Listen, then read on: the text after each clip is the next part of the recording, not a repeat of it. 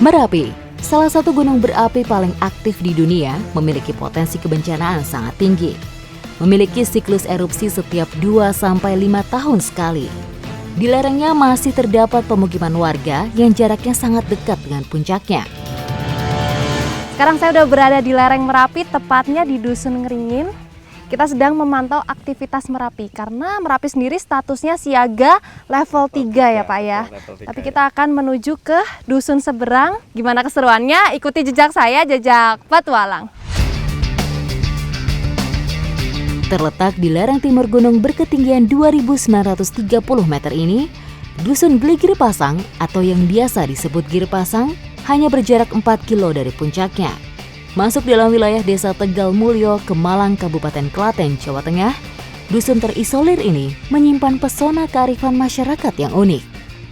Ya ini Mbak, satu-satunya alat transportasi yang menuju ke Dusun Giripasang yang oh paling iya. efektif. Oh Ya. ini nih namanya Gondola. gondola. Gondola, Mbak, ya. Jadi ini satu-satunya alat transportasi dari Dusun Ngringin ke Giripasang. Begitu Ya, juga dari betul. Giripasang ke Ngringin. Salah satu kearifan dalam memanfaatkan bentang alamnya adalah keberadaan gondola di sini. Sebuah alat transportasi sederhana yang menghubungkan warga Giripasang dengan dunia luar.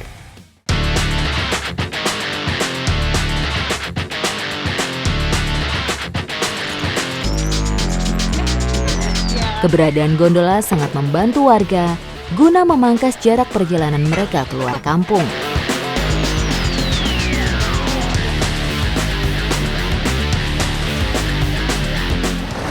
Ini kalau kata warga di sini ya, kita tuh kalau belum biasa naik ini jangan lihat ke bawah karena bikin rasanya tuh makin takut. Jadi ini nih yang namanya transportasi ekstrim. Bukan hanya untuk transportasi warga saja, hasil alam seperti sayur mayur, buah-buahan, dan binatang ternak juga bisa diangkut alat hasil swadaya masyarakat ini. Ini luar biasa, bergelantungan di atas telik baja sepanjang 130 meter, di atas jurang yang dalamnya 150 meter. Wow, ikuti jejak saya, jejak petualang. Menaiki gondola tentu cukup memacu adrenalin saya. Harus menjaga keseimbangan agar gondola tidak oleng. Wow, akhirnya nyampe. Ini tuh rasanya tuh lama banget, padahal cuma deket loh. Tapi rasanya tuh lama, Pak, nggak nyampe-nyampe gitu. Gimana? Enak rasanya? Bapaknya udah biasa ya, Pak.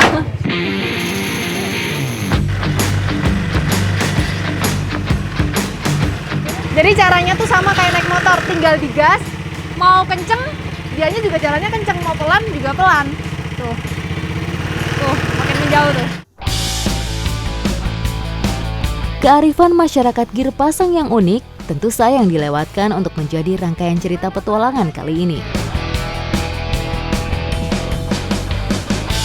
Dalam dusun Giripasang hanya terdapat 9 rumah, dihuni 12 kepala keluarga dan berjumlah 34 jiwa. Kampung ini berada di ketinggian 1158 mdpl dan menjadi salah satu desa tertinggi di lereng Merapi. Giripasang juga menjadi salah satu pemukiman warga yang tak pernah lepas dari ancaman erupsi Merapi.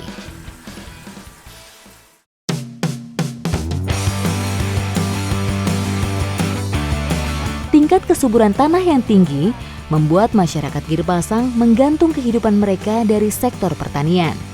Namun sayangnya, tanaman mereka sering terdampak jika Merapi mulai aktif. Hujan abu terkadang merusak tanaman sayur, misalnya kembang kol. Sebenarnya udah rusak ya, tapi masih bisa ya Bu ya. Sebelum makin hancur lagi, harus kita ambil. Ini akibat dari hujan abu ya Bu ya. Tuh, dia rusak. Makanya yang masih bagus-bagus harus kita panen ya Bu.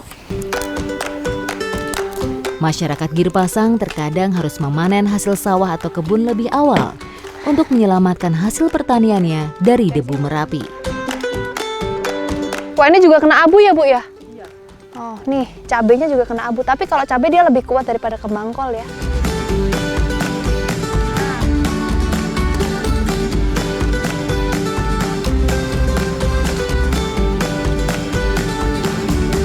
Jadi kalau lagi bencana erupsi Merapi seperti ini, biasanya panennya cuma bisa menghasilkan 50% aja ya. Sebagian rusak, yang 50% lagi rusak. Selain masalah debu vulkanis, ketersediaan air di Girpasang juga hanya mengandalkan sistem tada hujan. Terletak di ketinggian, dusun ini sulit untuk mendapatkan air bersih.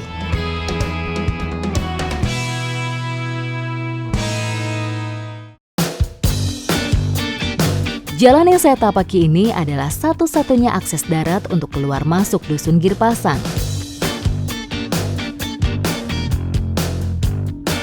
Nah, jadi warga sini kalau ngambil air lewat sini. Airnya tuh adanya di dasar jurang. Berarti ini paling bawah berarti ya? Iya. Turun sampai paling bawah. Nah, di situ ada airnya. Ada. Wow. Yuk, Bu.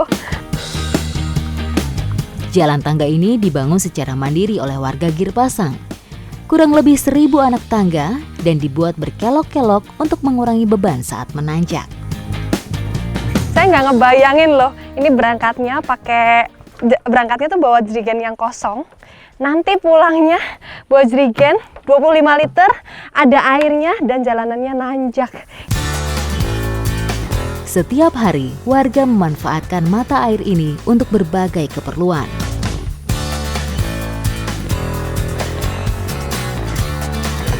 Nah, ini dia sumber mata air. Ini salah satu sumber mata air yang terbesar karena di sini ada beberapa ya, Bu. Iya. Tapi ini salah satu yang terbesar.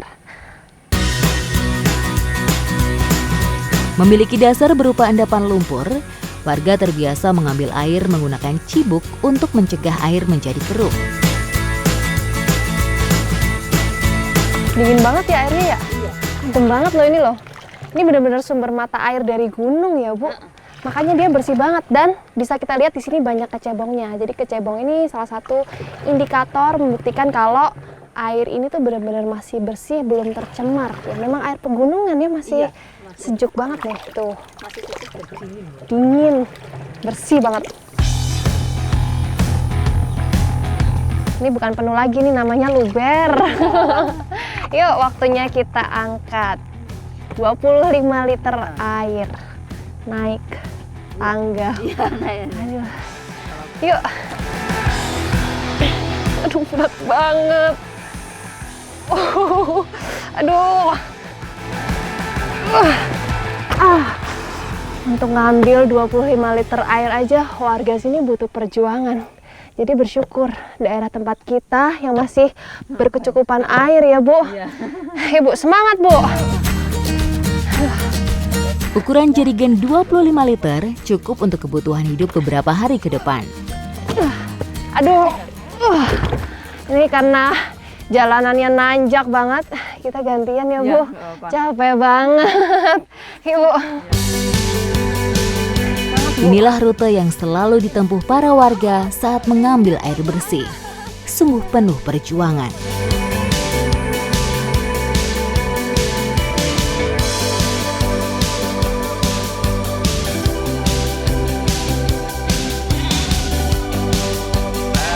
Di sini ya, Bu ya. Iya.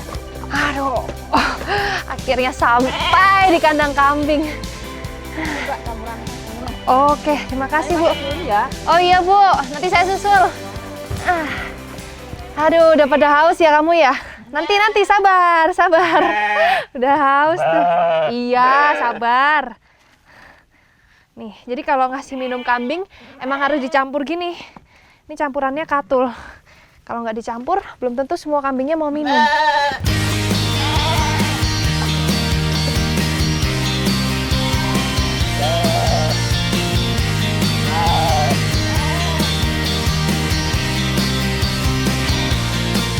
Selain untuk keperluan sehari-hari, hasil air yang didapat dengan penuh perjuangan ini harus dibagi dengan hewan-hewan ternak.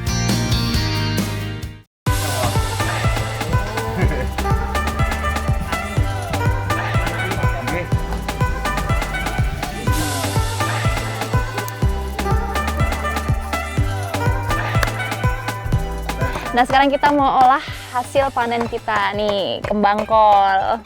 Kita mau olah jadi oseng-oseng kembang kol. Cara masaknya simple banget. Bumbunya ntar tinggal digongsong, terus nanti kembang kolnya dicampurin udah. Ketersediaan kembang kol saat ini sangat melimpah. Warga biasa mengolahnya menjadi oseng atau tumis kembang kol.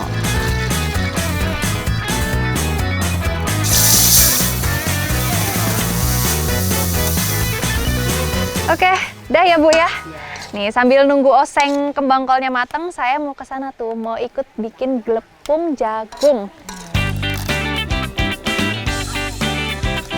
Kalau ini jenisnya apa Bu? Kapur. Jagung kapur. Dan ini udah disimpan selama 6 bulan. Jadi masa simpannya tuh bisa 6 bulan, setahun, 2 tahun, bahkan bisa sampai 3 tahun. Gelupung jagung atau tepung jagung menjadi salah satu bahan pokok di dusun ini. Untuk membuatnya harus melalui tahapan proses yang sangat panjang. Jagung tua harus dipipil dulu, kemudian ditumbuk hingga halus. Udah ya Bu. Nih setelah proses ngutili, proses yang nggak boleh dilewatin adalah harus dicuci dulu ya Bu.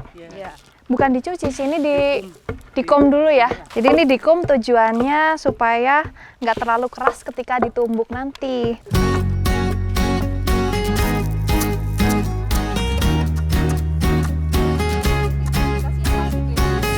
Jadi proses penumbukan ini tuh ada 2. Yang pertama namanya bebak, yang kedua namanya glepung. Jadi kalau bebak itu dia menghilangkan kulit pada biji jagungnya.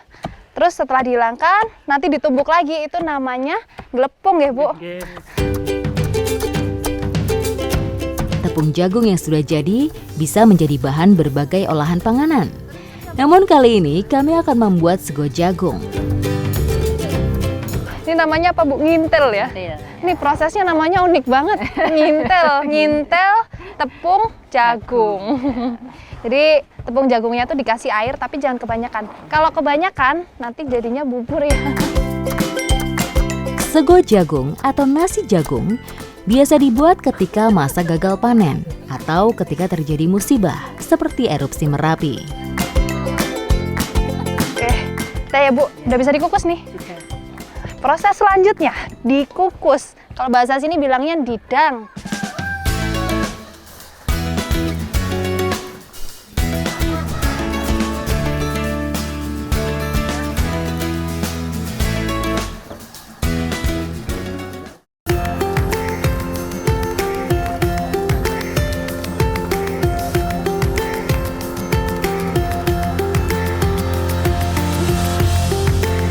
Setelah melalui proses yang panjang banget, waktu yang ditunggu-tunggu udah datang. Waktunya makan-makan. Apalagi hujan-hujan gini ya Bu ya. Terus penuh kabut, kayak gini perutnya udah makin keroncongan nih. Yuk makan ya Bu.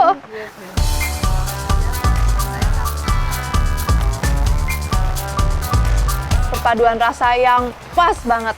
Nasi jagungnya gurih, ditambah pakai sayur yang pedas, sama pakai ikan asin. Enak tenan. Nasi jagung memiliki nilai gizi lebih tinggi jika dibandingkan dengan nasi beras.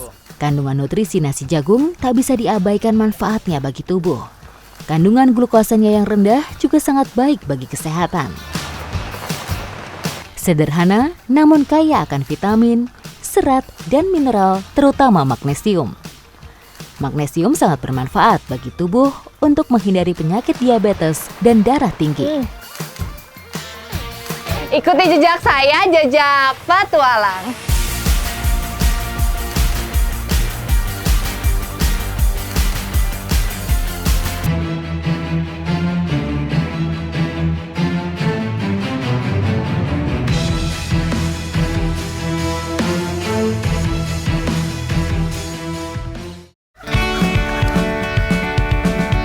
Kearifan dan tradisi masih terjaga kuat dalam kehidupan masyarakat Giripasang.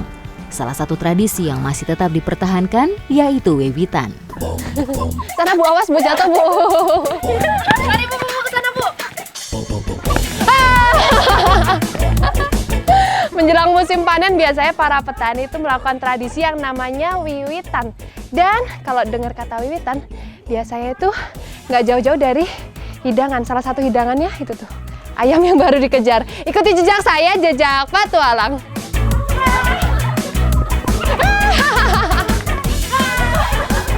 Salah ayam. Wah, ada anaknya itu, ntar dikabur gua. Bu, dari sebelah sana, ibunya dari sebelah sana. Kanan Bu, kanan Bu. Nangkep ayam aja, rame-rame.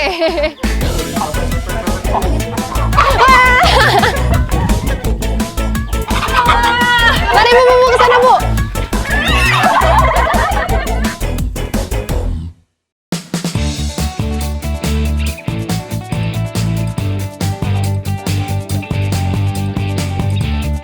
Jadi ini harus ada ya Bu ya? Iya. Nih, ayam panggang itu salah satu sajian yang wajib ada kalau kita melakukan tradisi wiwitan.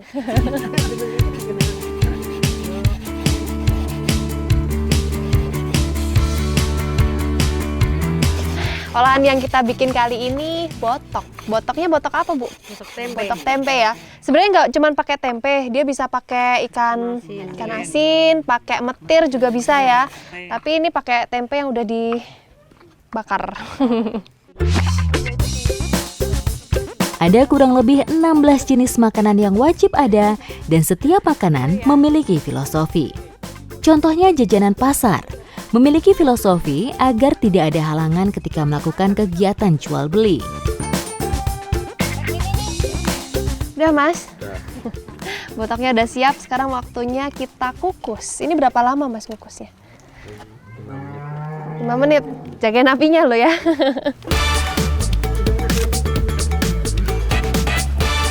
Pon Mas. Tutup ya. Udah matang ya Mas? Udah.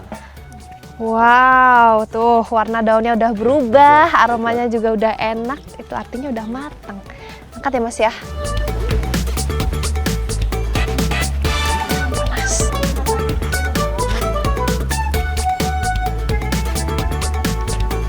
Udah siap semuanya ya? Bu, udah siap semua? Udah, sajiannya udah lengkap. Sekarang waktunya kita melakukan tradisi wiwitan. Ikuti jejak saya, jejak petualang. Yuk Bu.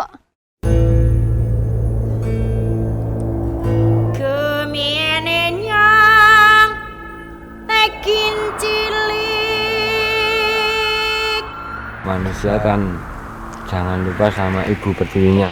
Sewani-wani karo mbokmu karo bapakmu mbane. Ditresnani piyung rambang.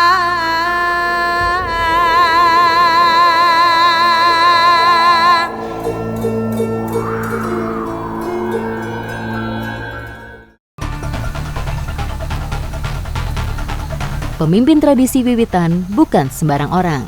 Hanya tokoh yang dituakan yang bisa memimpin acara ini.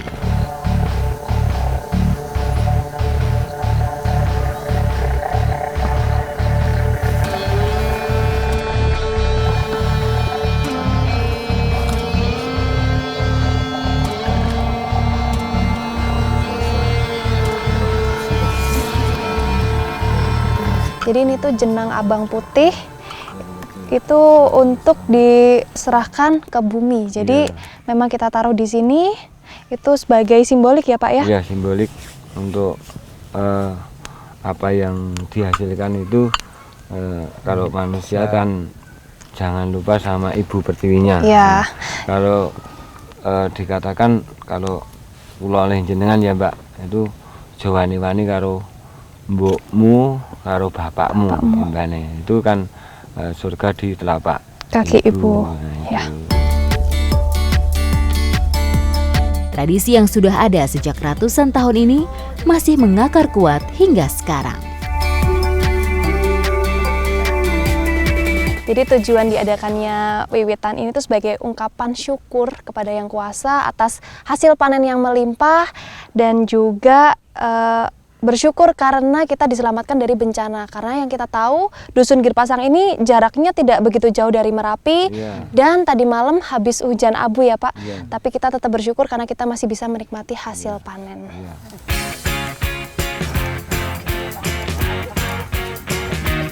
Setelah melakukan kegiatan ritual wiwitan, sekarang waktunya kita makan-makan. Jadi hidangan yang ada di sini boleh kita makan ya Pak ya? Boleh kita nikmatin ya? Iya, bisa. Baiklah. Wiwitan bagi warga Girpasang tidak hanya sebatas makan-makan. Tradisi ini menyimbolkan hubungan manusia dengan Tuhannya, dengan sesama dan alamnya.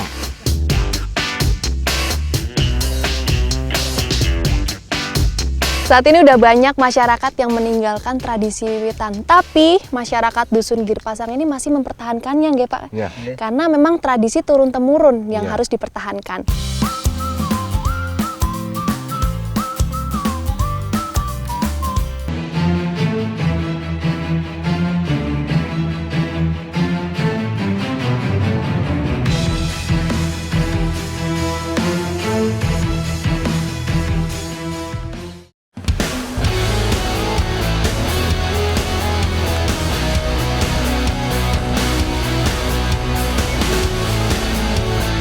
Kearifan masyarakat Girpasang juga tercermin dari cara mereka memanfaatkan alam, hutan, dan lingkungannya. Oh, itu ada air terjun ya Mas ya? Iya. Oh, jadi ini ada air terjun di sini. Itu tuh salah satu potensi wisata yang ada di Dusun Girpasang, tapi belum ada akses ke sana ya? Iya. Suatu saat jejak petualang harus banget datang ke sana. Ya Mas? Yuk! Salah satu hasil perkebunan Girpasang adalah kayu akasia.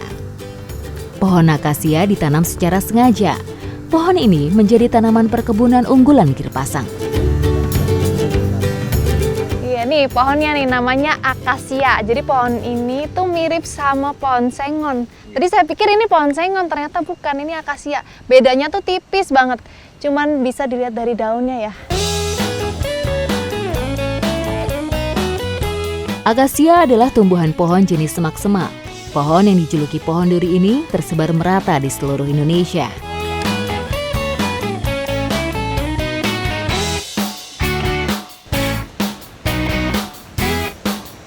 Tuh, kenapa yang dipilih tuh pohon akasia? Karena pohon ini tuh kualitasnya tuh luar biasa. Waktu ditebang aja ini tuh keras banget.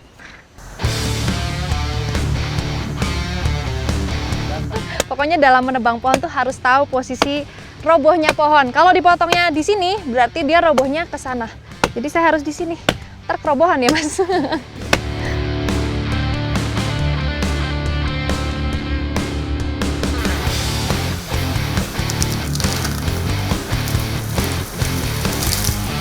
Pohon akasia bermanfaat untuk menjaga struktur tanah. Akar serabutnya dapat menahan lereng atau tebing yang curam agar terhindar dari longsor. Selain digunakan sebagai rangka rumah, warga Girpasang juga memanfaatkan kayu akasia sebagai bahan baku pembuatan arang. Nah ini dari batang pohonnya sampai kulitnya tuh bisa dimanfaatkan semuanya. Sebelum kita potong-potong batangnya, kita harus kulitin dulu. Kulit akasia biasa dikumpulkan, lalu dijual ke pengepul untuk dijadikan bahan baku pembuatan cat.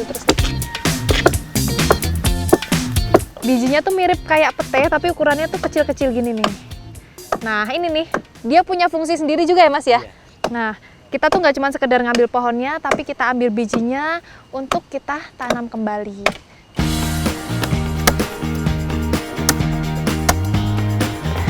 Nah, kayu akasia yang udah kita ambil mau kita proses jadi areng. Kalau biasanya areng itu dibuatnya tuh dari kayu yang udah kering. Tapi kalau ini bener-bener kayu yang masih basah, yang baru banget ditebang.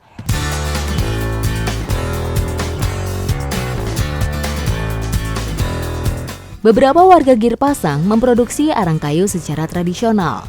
Arang kayu biasa digunakan masyarakat sebagai bahan bakar untuk berbagai keperluan.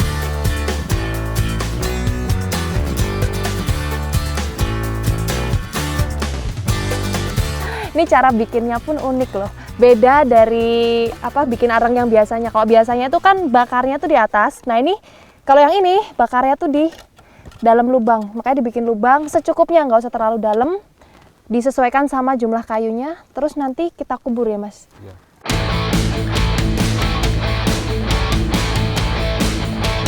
Untuk membuat arang kayu dibutuhkan lubang berukuran 1,5 kali 1 meter dengan kedalaman 30 cm.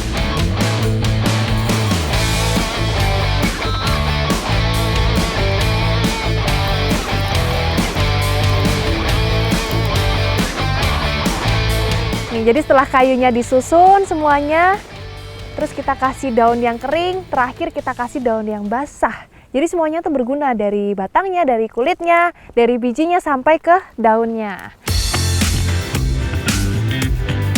Kayu-kayu basah disusun sedemikian rupa, lalu diberi celah di bagian bawah.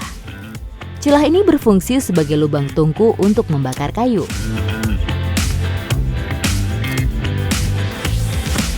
Nih, proses terakhir sebelum dibakar, jadi harus dikubur pakai tanah semuanya kecuali yang ada di sini nih. Lubang udara biar apinya itu tetap nyala. Jadi nanti asapnya tuh keluar lewat sini. Menurut masyarakat, kayu akasia memiliki kualitas yang baik untuk menjadi arang, selain kayu rambutan dan lengkeng. Nih, kita bakar di lubang yang sebelah sini biar apinya tuh merata.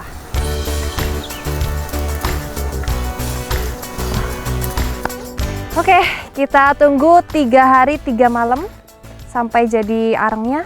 Dan yang menarik, ini tuh kalau hujan dia nggak akan mati apinya ya Mas ya. Asap-asap yang keluar dari samping tungku arang menjadi tanda nyala api yang ada di dalamnya. Nah, sekarang kita akan bongkar yang udah dibakar 3 hari 3 malam nih. Nah, inilah hasil proses pembakaran kayu yang besar tadi. Setelah dibakar, kalau bakarnya rata, hasilnya kayak gini nih. Dan ini kualitasnya itu salah satu kualitas arang terbaik. Tuh, keras juga nih. Jadi kalau untuk bahan bakar, dia itu awet.